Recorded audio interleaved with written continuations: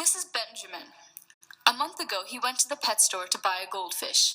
On his way home, he accidentally cut the plastic bag holding his new pet. The water seeped out because the bag couldn't close itself to protect the fish and keep the water in. But yesterday, he fell off his bike and scraped his knee. Soon after, he noticed that his knee stopped bleeding and a scab had formed. Benjamin began to wonder what made him so different from that plastic bag. Well, the answer might be obvious. He's a living, breathing being, whereas the plastic bag, it's, well, plastic. But his curiosity does put the complexity of the human body into perspective. Why are cuts able to heal? Let's go back to Benjamin. His body immediately began the process of blood clotting called homeostasis to close the wound. You can think of homeostasis as a superhero movie. The platelets are the superheroes who help seal a wound, accompanied by their trusty sidekick, fibrin. These platelets have the power to stick or adhere to the opening in the blood vessel, subsequently plugging the opening. Their sidekick, fibrin, helps them during the process by reinforcing the platelets' clot.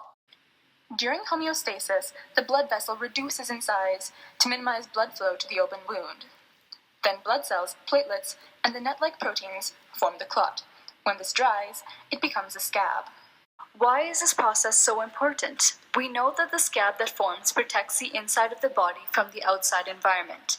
A person's skin, unwounded, protects the body from infection, chemicals, and UV exposure. The skin is made up of 3 layers: the epidermis, the dermis, and the hypodermis.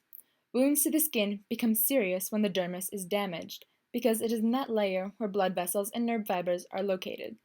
Such wounds inhibit the skin from protecting, regulating, and sensing in the damaged area. Once a clot is formed, the blood vessels dilate so that important cells like white blood cells, antibodies, and growth factors are able to reach the wound. The healing really begins during the proliferation stage, where the wound is rebuilt with collagen and extracellular matrix. These tissues are dependent on the fibroblast getting enough oxygen and nutrients from the blood vessels. The blood, therefore, is vital to this process. Blood pH and osmotic pressure must be regulated by electrolytes that are ionized components of the cell to maintain the chemistry of the blood. Maintaining this proportionality allows the other tissues to do their jobs, meaning more efficient healing. The oxygen carried by the blood is important during healing because it helps in providing the energy needed for wound healing. In order to produce the collagen chain, the oxygen is synthesized. Oxygen demand is higher for injured tissues because of the increase in metabolic rate. In other words, oxygen is needed for a wound to heal. The skin cells reform the wound, closing it. The cellular activity reduces and the blood vessels slowly return to normal over time.